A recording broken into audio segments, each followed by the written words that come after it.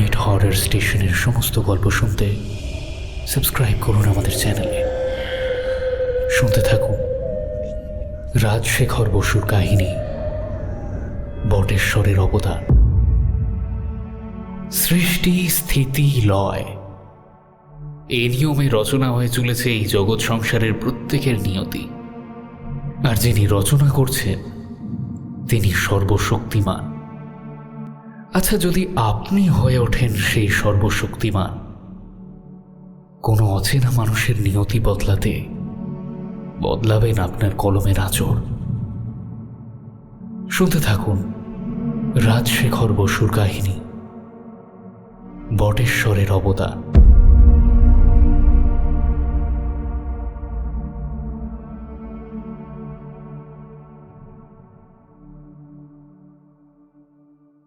বটেশ্বর শিকদার একজন প্রখ্যাত গ্রন্থকার এবং বাণীর একনিষ্ঠ সাধক, অর্থাৎ পেশাদার লেখক।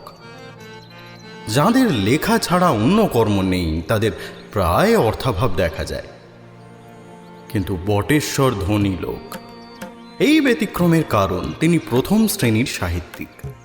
শুধু বড় উপন্যাস লেখেন, দ্বিতীয় বা তৃতীয় শ্রেণীর লেখকদের মতন ছোট গল্প, প্রবন্ধ, কবিতা, রম্য রচনা, ভ্রম্য রচনা ইত্যাদি লিখে প্রতিভার অপচয় করেন না। আর কোনো উপন্যাস 700 পৃষ্ঠার কম নয় এবং প্রকাশকের সঙ্গে সঙ্গে বাংলাদেশের বুভুক্ষু পাঠক পাঠিকারা তা গোগ্রাসে পড়ে ফেলেন এবং পরবর্তী রচনার জন্য ব্যগ্র হয়ে প্রতীক্ষা করেন। সম্প্রতি তার 65তম জন্মদিনের উৎসব খুব ঘটা করে অনুষ্ঠিত হয়েছে। সকালবেলা বটেশ্বর তার সাধন কক্ষে বসে লিখছেন এবং মাঝে মাঝে একটি বড় টিপট থেকে চা ঢেলে খাচ্ছেন। এমন সময় একটি অচেনা যুবক ঘরে এসে ঝুঁকে নমস্কার করে বলল, আমার নাম প্রিয়ব্রত রায়, 5 মিনিট সময় হবে? আগন্তুকের বয়স প্রায় 30, সুশ্রী চেহারা, শয্যায় দারিদ্র্যের লক্ষণ নেই, পরিপাট্যও নেই। বটেশ্বর একটা চেয়ার দেখিয়ে বললেন, বসো।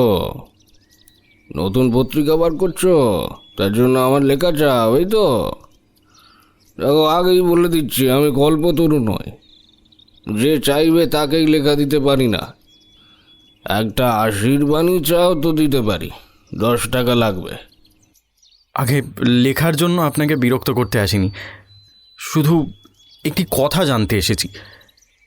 প্রগামিনী পত্রিকায় ওই কে থাকে কে যায় নামে আপনার যে গল্পটি বার হচ্ছে, তা শেষ হতে আর কমাস লাগবে?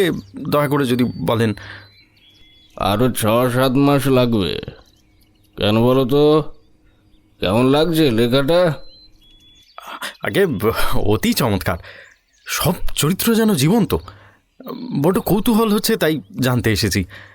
আচ্ছা, গল্পের নায়িকা ওই অলোকা যে মেয়েটি টিবি স্যানিটেরিয়ামে আছে, সে সেরে উঠবে তো? তা তোমাকে বলবো কেন? প্লট আগেই ফাঁস করে দিলে রচনার রসভঙ্গ হয়। স্যার, দয়া করে অলোকাকে বাঁচিয়ে দেবেন। তোমার তো বড় অদ্ভুত আবদারে। গল্পের নায়িকার জন্য এত ভাবনা কেন? লোকে মিলনান্ত বিয়োগান্ত 2 রকম গল্পই চায়। তোমার ফরমাস মতন আমি লিখতে পারি না।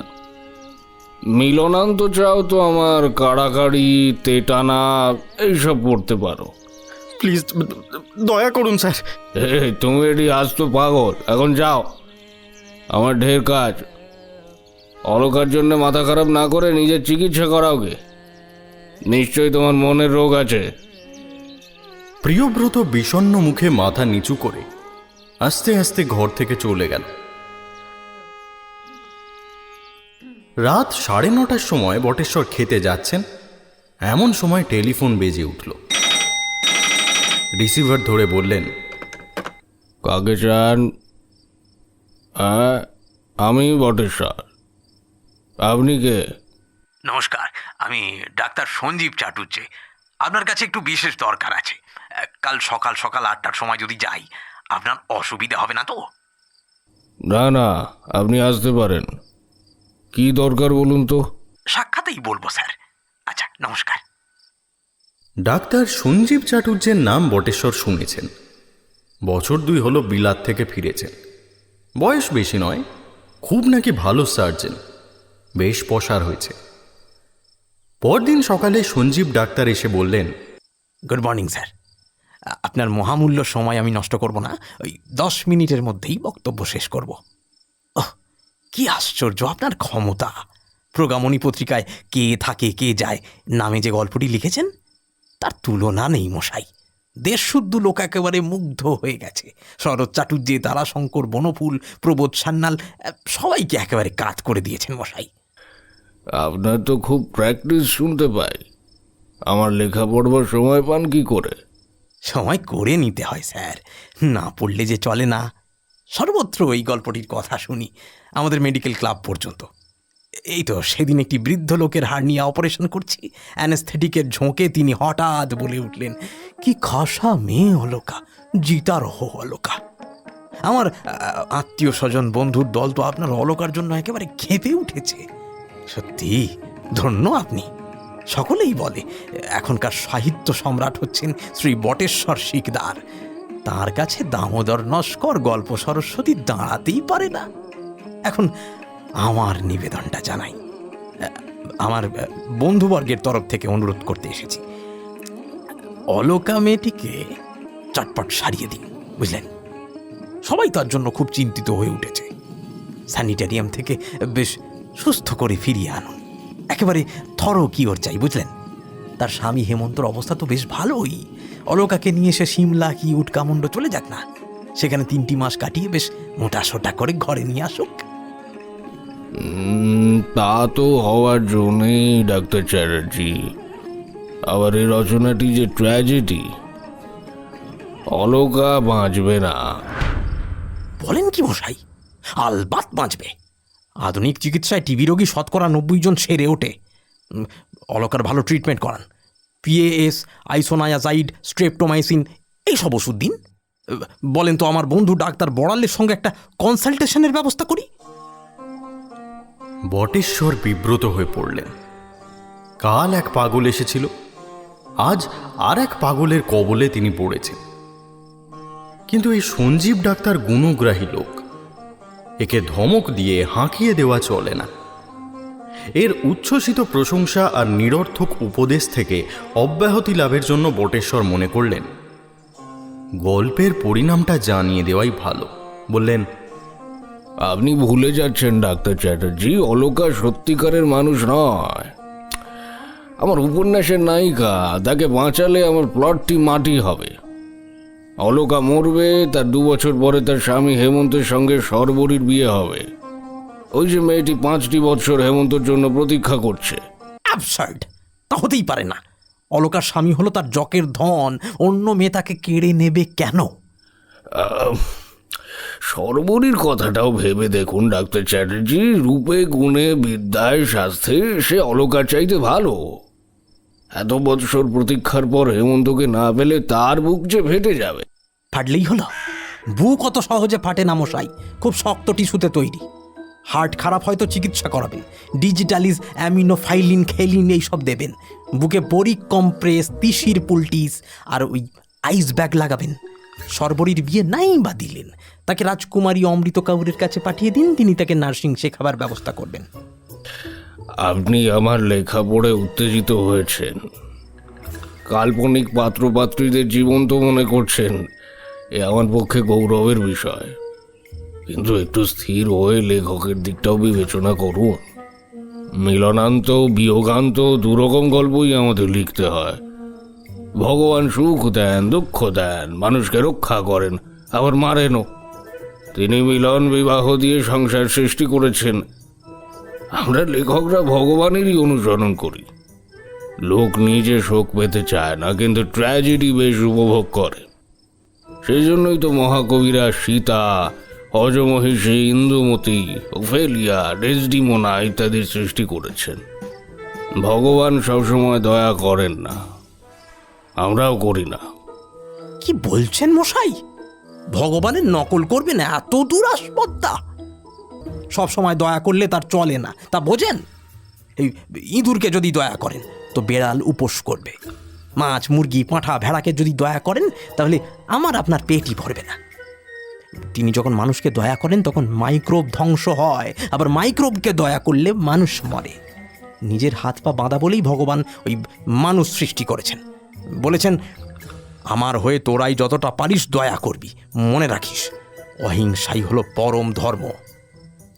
গল্প লিখছেন বলেই আপনি মানুষ খুন করবেন, একই রকম কথা। সেকালে বাল্মীকি, কালিদাস, শেক্সপিয়ার কি লিখেছেন তা ভুলে যান। এটা হলো গান্ধীজির যুগ, বুঝলেন? গান্ধীজির যুগ। বিয়োগান্ত রচনা একদম চলবে না। যারা ট্র্যাজেডি লেখে আর তা যারা পড়ে তারা মরবিড, প্রচ্ছন্ন নিষ্ঠুর। মানুষের তো দুঃখের অভাব নেই মশাই, তার উপর আবার মন গড়া দুঃখের কাহিনী চাপাবেন কেন শুনি? হ্যাঁ, আনন্দের গল্প লিখুন, আনন্দের গল্প লিখুন, মানুষকে আর কাঁদাবেন না, বুঝলেন? শুধু হাসাবেন।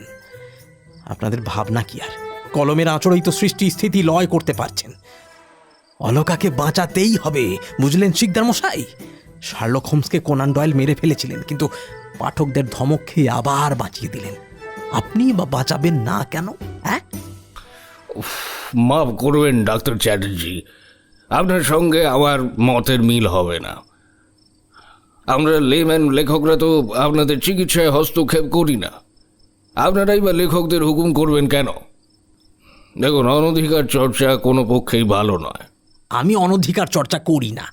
ডাক্তারের কাজ প্রাণ রক্ষা করা, আপনি খুন করতে যাচ্ছেন তাতে আপত্তি জানানো আমার কর্তব্য। বেশ, যা খুশি করুন।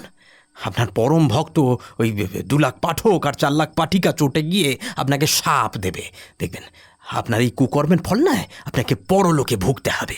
একটু সাবধানে থাকবেন মশাই, এখনকার ছোকরারা নয় ভালো নয়। আচ্ছা চলুম, যদি হাড়টার ভাঙে তো খবর দেবেন। নমস্কার। সঞ্জীব ডাক্তার বটেশ্বরের মন খারাপ করে দিয়ে চলে গেলেন। গতকাল সকালে যে ছোকরা এসেছিল, প্রিয়ব্রত রায়, সে পাগল হলেও শান্তশিষ্ট। কিন্তু এই সঞ্জীব ডাক্তার দুর্দান্ত উন্মাদ। শুধু উন্মাদ নয়, মনে হয় ফাজিল, বগাটে আর মাতালো বটে। এমন লোকের চিকিৎসায় পসার হলো কি করে? পাগলদের কথায় বটেশ্বর কর্ণপাত করবেন না, তার সংকল্পিত প্লট কিছুতেই বদলাবেন না। কিন্তু সঞ্জীব ডাক্তার ভয় দেখিয়ে গেছে, সাবধানে থাকতে হবে। 3 দিন পরের কথা। বিকেলবেলা দোতলার বারান্দায় বসে বটেশ্বর চুরুট টানছেন। তার বাতের বেদনাটা বেড়ে উঠেছে। সিঁড়ি দিয়ে ওঠানামায় কষ্ট হয়। ছেলেমেয়েদের নিয়ে গৃহিণী কাশীপুরে তার ছোট বোনের বাড়ি বেড়াতে গেছেন। বটেশ্বরের কোথাও যাওয়ার জো নেই, কথা কইবারও লোক নেই। তার অনুরক্ত বন্ধুদের কেউ যদি এখানে এসে পড়েন তো তিনি খুশি হন। চাকর এসে খবর দিল, একজন মহিলা দেখা করতে এসেছেন। বটেশ্বর বললেন, এখানে নিয়ে আয়। একটি সুবেশা 24-25 বছরের মেয়ে তার কাছে এলো। একটু মোটা হলেও বেশ সুন্দরী। সে ভূমিষ্ঠ হয়ে প্রণাম করে পায়ে হাত দিলে। বটেশ্বর বললেন, থাক থাক থাক, ওই হয়েছে। কোথা থেকে আসা হচ্ছে? চিনতে পারছেন না? আমি কদম্বনীলা চ্যাটার্জি। সিনেমার ছবিতে আমাকে দেখেননি? মধ্য গগনের তারকা না হলেও আমাকে সবাই উদীয়মানা মনে করে। বেশ বেশ। সিনেমা বড় একটা দেখি না, খবরও বিশেষ রাখি না। আপনি দাঁড়িয়ে রইলেন কেন? বসুন, ওই চেয়ারটায় বসুন। আমাকে আপনি বলবেন না স্যার। কদম্বানীলা পান চিবুতে চিবুতে কথা বলছিল। সেই বেয়াদবি দেখে বটেশ্বর একটু অপ্রসন্ন হয়েছিলেন, কিন্তু মেয়েটির নম্র ব্যবহারে তার বিরাগ কেটে গেল। ভাবলেন, আমার সামনে সিগারেট মুখছে না এই ঠের। কদম্বানীলা তো ছদ্মনাম, তোমার আসল নামটি কি? তা যে বলতে নেই স্যার। সন্ন্যাসী আর সিনেমা, তার আর পূর্ব নাম জানানো বারণ, গুরুর নিষেধ থাকে কি না? কদম্বানীলা বলতে যদি অসুবিধে হয় তো আপনি কদু বলবেন। কদু চলবে না, পুরো নামটাই বলবো। এখন কি দরকারে এসেছো তা বলো। মাথা পেছনে হেলিয়ে চোখ আধ বোঝা করে গদগদ স্বরে কদম্বানীলা বলল, উফ, কি আশ্চর্য গল্প আপনি লিখেছেন দাদু। ওই প্রগামিনী পত্রিকায় যেটি ক্রমশ বেরোচ্ছে, সবাই ধন্য ধন্য করছে, বলছে এত বড় সৃষ্টি বাংলা সাহিত্যে এ পর্যন্ত আর হয়নি।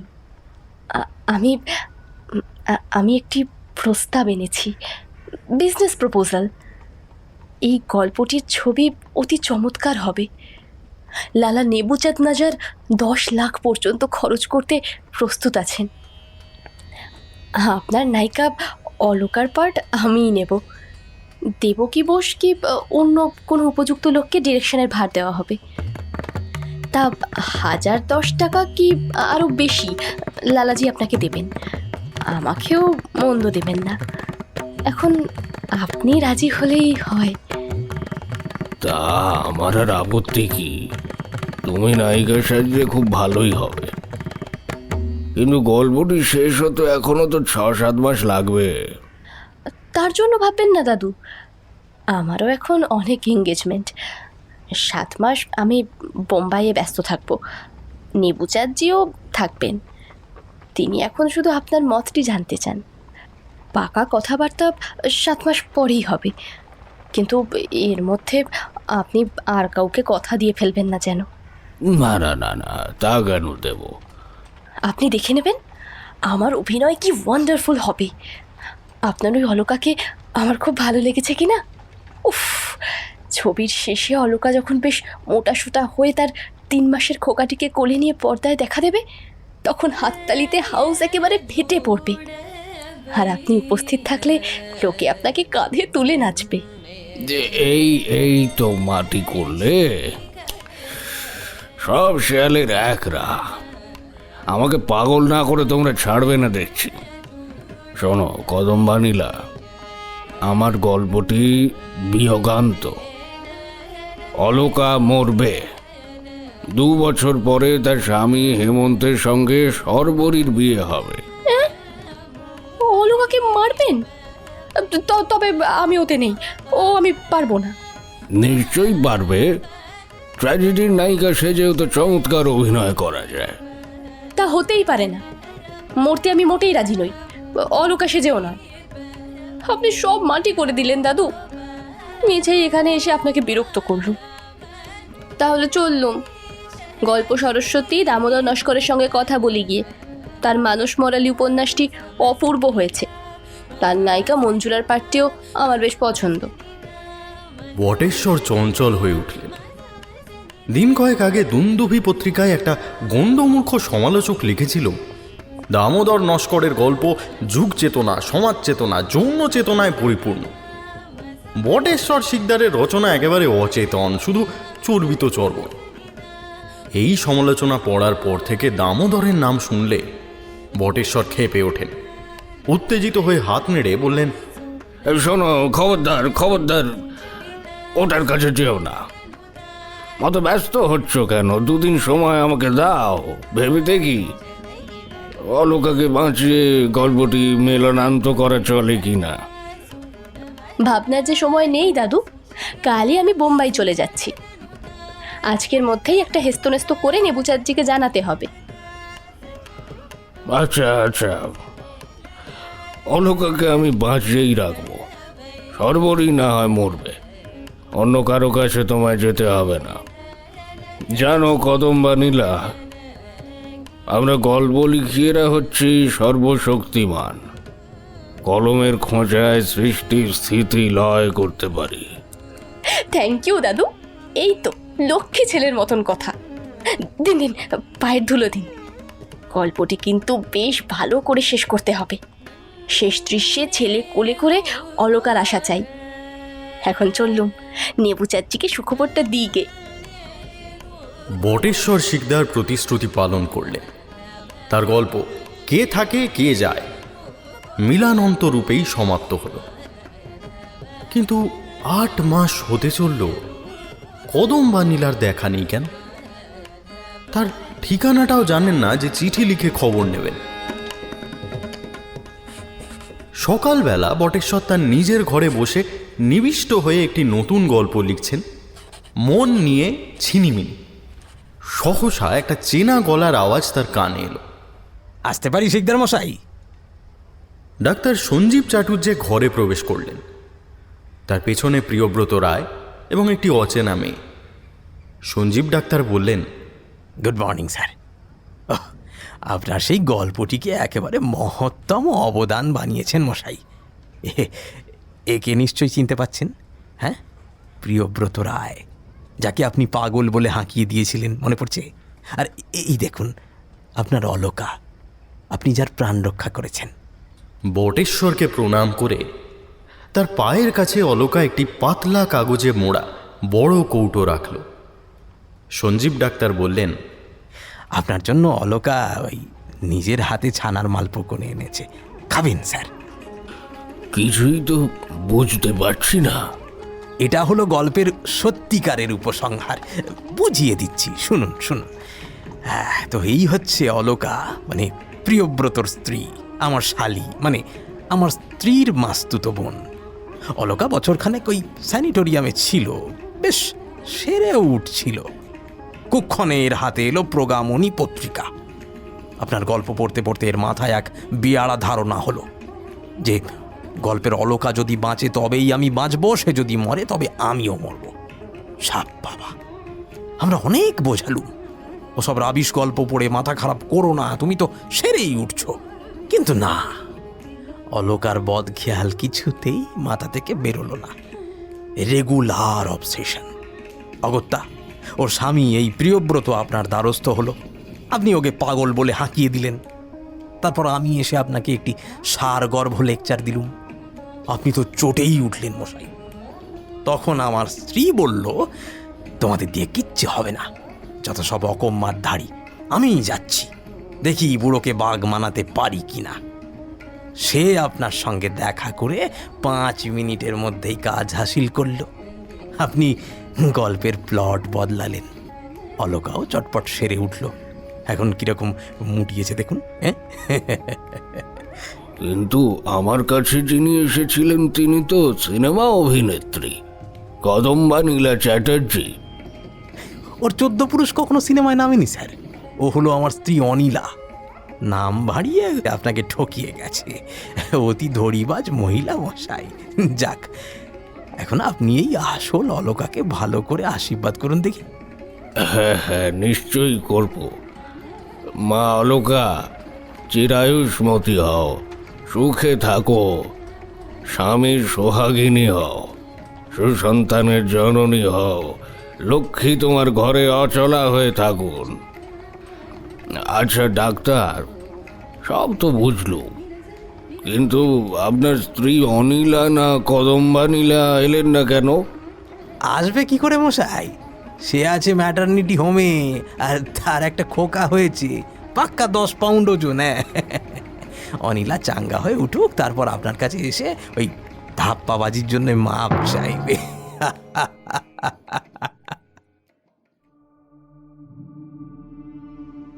শুনছিলেন রাজশেখর বসুর কাহিনী বটেশ্বরের অবদান। গল্প পাঠে ছিলেন সায়ক আমান। বিভিন্ন চরিত্রে কৌশিক, বর্ণিশা এবং আমি তমাল। শব্দ ও আবহ সংযোজন করেছে সায়ন। সকলে খুব ভালো থাকুন। শুভরাত্রি।